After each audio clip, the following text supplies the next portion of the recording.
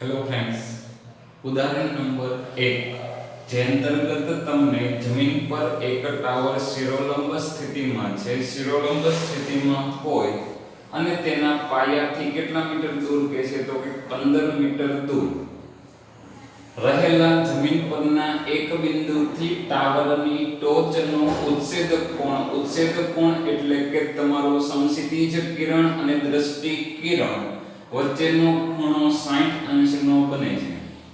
તો તમને ટાવરની ઊંચાઈ મેળવવાની કીધી છે. જો તમારી પાસે ખૂણાની પાસેની બાજુ હોય તો તમે સામેની બાજુ એટલે કે AB ટાવરની ઊંચાઈ મેળવી શકો.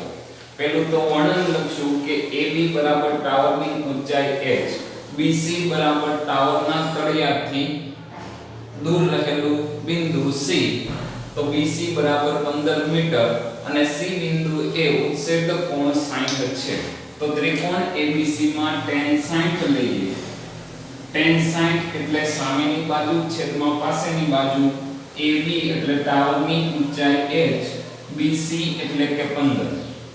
tan 60 ની કિંમત થશે તો કે √3.